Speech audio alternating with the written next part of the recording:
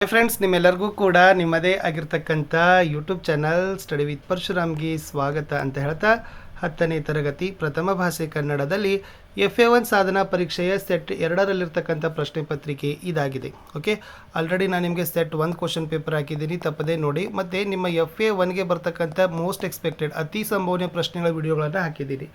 ಆಮೇಲೆ ಆಲ್ರೆಡಿ ನಾವು ಎಲ್ಲ ಪಾಠದ ಪ್ರಶ್ನೋತ್ತರನ ನಿಮಗೆ ಕೊಟ್ಟಿದ್ದೀವಿ. ಓಕೆ, SSLC ಕನ್ನಡ ಪ್ರಶ್ನೋತ್ತರ ಅಂತ ಪ್ಲೇಲಿಸ್ಟ್ ಲಿಂಕಲ್ಲಿ ಹೋಗಿ 1 ತಾಸಾಗುತ್ತೆ, 1 ಗಂಟೆ ಒಳಗಡೆ ಅಷ್ಟು ನಮ್ಮ ಭಾಷೆ, ವ್ಯಾಘ್ರಗೀತೆ, ಸಂಕಲ್ಪ ಗೀತೆ, ಹಕ್ಕಿ ಹಾರುತ್ತಿದೆ ನೋಡಿದ್ದೀರಾ, ವಸಂತ ಮುಖ ತೋರಲಿಲ್ಲ, ಅದು ಇಂಪಾರ್ಟೆಂಟ್ ಇದ್ದಾವೆ. ಓಕೆ, ಅಷ್ಟು ನೋಡ್ಕೊಂಡು ಬಂದರೆ ಸಾಕು, ಖಂಡಿತವಾಗಿ ಅಂಕಗಳು ಸಿಗ್ತವೆ. ಸೊ ಇನ್ನೂ 2 ಪ್ರಶ್ನೆ ಪತ್ರಿಕೆಗಳನ್ನ ಪ್ರಿಪೇರ್ ಮಾಡ್ತಾ ಇದ್ದೀವಿ, ಅವೆಲ್ಲವುಗಳನ್ನು ಕೂಡ ನಿಮಗೆ ಕೊಡ್ತೀನಿ ಅಂತ ಹೇಳ್ತಾ ವಿಡಿಯೋನ ಲೈಕ್, ಶೇರ್ ಮತ್ತು ಸಬ್ಸ್ಕ್ರೈಬ್ ಮಾಡೋದನ್ನು ಮಾತ್ರ ಮರೆಯದಿರಿ. ನಮ್ಮ ಭಾಷೆ ಪಾಠದಿಂದ 7 ಅಂಕ 3 ಪ್ರಶ್ನೆ, ವ್ಯಾಘ್ರಗೀತೆಯಿಂದ 3 ಅಂಕ 2 ಪ್ರಶ್ನೆ, ಸಂಕಲ್ಪ ಗೀತೆ 3 ಅಂಕ 2 ಪ್ರಶ್ನೆ, ಹಕ್ಕಿ ಹಾರುತ್ತಿದೆ ನೋಡಿದ್ದೀರಾ 6 ಅಂಕ 3 ಪ್ರಶ್ನೆ, ವಸಂತ ಮುಖ ತೋರಲಿಲ್ಲ 1 ಅಂಕ 1 ಪ್ರಶ್ನೆ. ಒಟ್ಟು ಈ ಪ್ರಶ್ನೆ ಪತ್ರಿಕೆಯಲ್ಲಿರೋದು 20 ಅಂಕಗಳು. 11 ಪ್ರಶ್ನೆ ವೆರಿ ಮೋಸ್ಟ್ ಇಂಪಾರ್ಟೆಂಟ್ ಆಗಿರ್ತಕ್ಕಂಥ ಪ್ರಶ್ನೆ ಇದ್ದಾವೆ. ಸಿಲೆಬಸ್ ಎಷ್ಟು ಮಾಡಬೇಕಾಗಿತ್ತಂದರೆ ಜೂನ್ದಲ್ಲಿ 10%, ಜುಲೈದಲ್ಲಿ 15%, ಒಟ್ಟು 25% ಸಿಲೆಬಸ್ಸನ್ನು ಮುಗಿಸ್ಬೇಕಿತ್ತು. PDFಸ್ಗಳು ಬೇಕಾದರೆ ಪರ್ಚೇಸ್ ಮಾಡಬೇಕಾಗ್ತದೆ 9964050759ಗೆ. ಸೊ ತಾವುಗಳು ಪೇ ಮಾಡಿ ಇವುಗಳನ್ನು ಪರ್ಚೇಸ್ ಮಾಡ್ಬೋದು. ಫ್ರೀಯಾಗಿ PDFಗಳು ಅವೈಲೇಬಲ್ ಇಲ್ಲ. ಜ್ಞಾನಕ್ಕೆ 6 ಅಂಕ, ತಿಳುವಳಿಕೆಗೆ 8, ಅಭಿವ್ಯಕ್ತಿಗೆ 6, ಒಟ್ಟು 20 ಅಂಕಗಳ ವೇಟೇಜ್ ಕೊಟ್ಟಿದ್ದೀವಿ. ಪ್ರಶ್ನೆ ಪ್ರಕಾರಗಳನ್ನು ನೋಡೋದಾದರೆ ವಸ್ತುನಿಷ್ಠ ಮತ್ತು ಅತಿ ಕಿರು ಉತ್ತರಕ್ಕೆ 7 ಅಂಕ, ಕಿರು ಉತ್ತರಕ್ಕೆ 6, ದೀರ್ಘ ಉತ್ತರಕ್ಕೆ 7, ಒಟ್ಟು 20 ಅಂಕಗಳ ಪರೀಕ್ಷೆ ವೇಟೇಜನ್ನು ಮಾಡಿರೋದು. ಕ್ಲಿಷ್ಟತೆ ಮಟ್ಟದಲ್ಲಿ ಸರಳ 5 ಇದ್ದಾವೆ, ಸಾಧಾರಣ 11 ಅಂಕ ಇದ್ದಾವೆ, ಕಠಿಣ 4 ಅಂಕ ಇದೆ, ಒಟ್ಟು 20 ಅಂಕಗಳ ವೇಟೇಜ್. ಪಾಠ ಪ್ರಕಾರಗಳನ್ನು ನೋಡೋದಾದರೆ ಗದ್ಯಕ್ಕೆ 5 ಪ್ರಶ್ನೆ ತೊಗೊಂಡಿವಿ, 10 ಅಂಕ ವೇಟೇಜ್ ಮಾಡಿದ್ದೀವಿ. ಪದ್ಯಪಾಠಕ್ಕೆ 5 ಪ್ರಶ್ನೆ ತೊಗೊಂಡಿವಿ, 9 ಅಂಕದ ವೇಟೇಜ್ ಕೊಟ್ಟಿದ್ದೀವಿ. ಪೂರಕ ಪಾಠಕ್ಕೆ 1 ಪ್ರಶ್ನೆ 1 ಅಂಕ. ಒಟ್ಟು ಪ್ರಶ್ನೆ ಪತ್ರಿಕೆಯಲ್ಲಿ 11 ಪ್ರಶ್ನೆಗಳನ್ನು 20 ಅಂಕಗಳಿಗಾಗಿ ಸಿದ್ಧವನ್ನು ಪಡಿಸಿದ್ದೀವಿ. ಸಂಕ್ಷಿಪ್ತವಾಗಿರ್ತಕ್ಕಂಥ ಒಂದು ಅಂಕ ಹಂಚಿಕೆ ನೋಡೋಣ. ನಮ್ಮ ಭಾಷೆ ಪಾಠದಿಂದ 1 ಅಂಕದ 1, 2 ಅಂಕದ 1, 4 ಅಂಕದ 1, 3 ಪ್ರಶ್ನೆ 7 ಅಂಕ. ವ್ಯಾಘ್ರಗೀತೆ 1 ಅಂಕದ 1, 2 ಅಂಕದ 1, 2 ಪ್ರಶ್ನೆ 3 ಅಂಕ. ಸಂಕಲ್ಪ ಗೀತೆ 1 ಅಂಕದ 1, 2 ಅಂಕದ 1, 2 ಪ್ರಶ್ನೆ 3 ಅಂಕ. ಹಕ್ಕಿ ಹಾರುತ್ತಿದೆ ನೋಡಿದ್ದೀರಾ 1 ಅಂಕದ 1, 2 ಅಂಕದ 1, 3 ಅಂಕದ 1, 3 ಪ್ರಶ್ನೆ 6 ಅಂಕ. ವಸಂತ ಮುಖ ತೋರಲಿಲ್ಲಕ್ಕೆ 1 ಅಂಕದ 1, 2 ಅಂಕದ 1, ಒಟ್ಟು ಒಂದೇ ಒಂದು ಪ್ರಶ್ನೆ. ವಸಂತ ಮುಖ ತೋರಲಿಲ್ಲ ಕೇವಲ 1 ಅಂಕದ 1 ಇದ್ದಾವೆ. ಓಕೆ, 1 ಪ್ರಶ್ನೆ 1 ಅಂಕವನ್ನು ಮಾಡಿರೋದು. ಒಟ್ಟು 1 ಮಾರ್ಕರ್ 5, 2 ಮಾರ್ಕರ್ 4, 3 ಮಾರ್ಕರ್ 1, 4 ಮಾರ್ಕರ್ 1, 11 ಪ್ರಶ್ನೆ 20 ಅಂಕಗಳಲ್ಲಿ ಇರೋದು. ಸೊ ಕೇವಲ ಒಂದೇ ಒಂದು ಪೇಜಲ್ಲಿ ಕ್ವಶನ್ ಪೇಪರ್ ಇದೆ. ಸೊ ಸ್ಟೂಡೆಂಟ್ಸ್ಗೆ ನೀವು ಇದನ್ನು ಏನು ಮಾಡ್ಬೋದು, ಜೆರಾಕ್ಸ್ ಹಾಕ್ಸನ್ನು ಕೂಡ ಕೊಡ್ಬೋದು.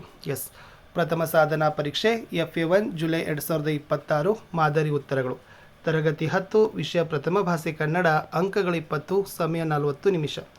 ಮುಖ್ಯ ಪ್ರಶ್ನೆ 1, ಸರಿಯಾದ ಆಯ್ಕೆ ಆರಿಸಿ ಕ್ರಮಾಕ್ಷರದೊಂದಿಗೆ ಬರೀಬೇಕು. 1 ಪ್ರಶ್ನೆ 1 ಅಂಕ.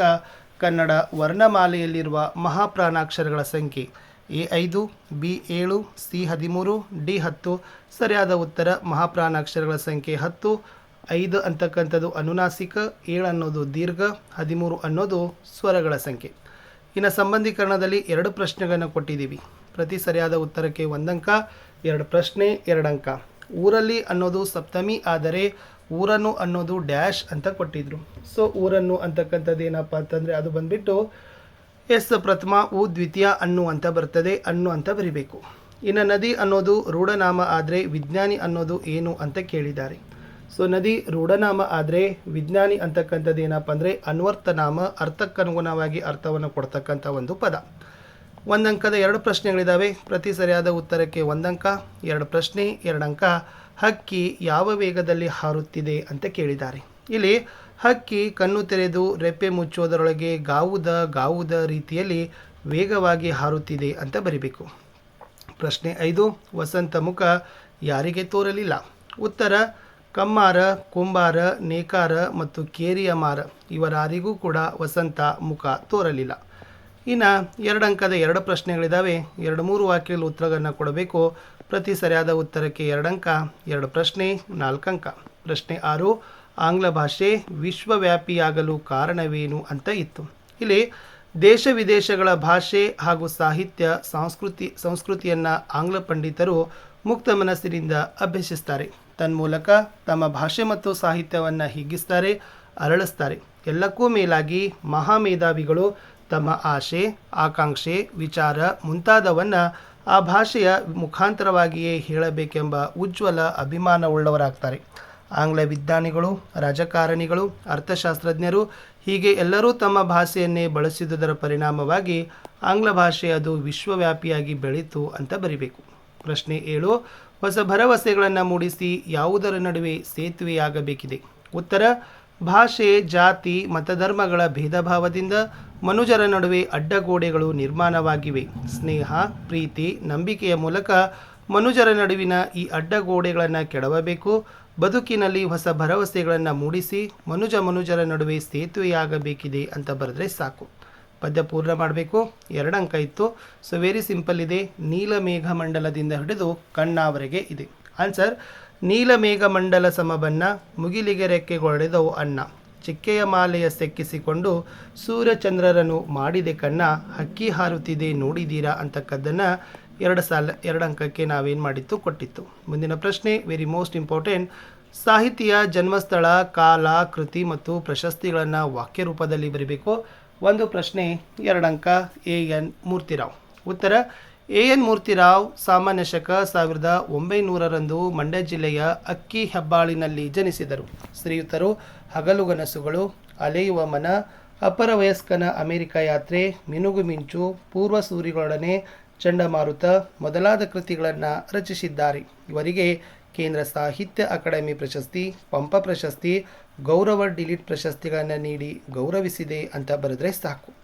ಇನ್ನು 3 ಅಂಕಕ್ಕೆ ಒಂದು ಸಂದರ್ಭ ಮತ್ತು ಸ್ವಾರಸ್ಯವನ್ನು ಕೇಳಿತು. It's a very most important. ಯಾವುದಪ್ಪ ಅಂದರೆ ಮಂಗಳ ಲೋಕದ ಅಂಗಳಕೇರಿ ಅಂತ ಇದೆ. ಮೊದಲಿಗೆ ಆಯ್ಕೆ ಬರೀತೀರಿ. ಪ್ರಸ್ತುತ ಸಾಲನ್ನು ದ ರಾ ಬೇಂದ್ರೆ ಅವರ ವಿರಚಿತ ಗರಿ ಎಂಬ ಕವನ ಸಂಕಲನದಿಂದ ಆಯ್ದ ಹಕ್ಕಿ ಹಾರುತ್ತಿದೆ ನೋಡಿದ್ದೀರಾ ಎಂಬ ಪದ್ಯಪಾಠದಿಂದ ಆರಿಸಲಾಗಿದೆ.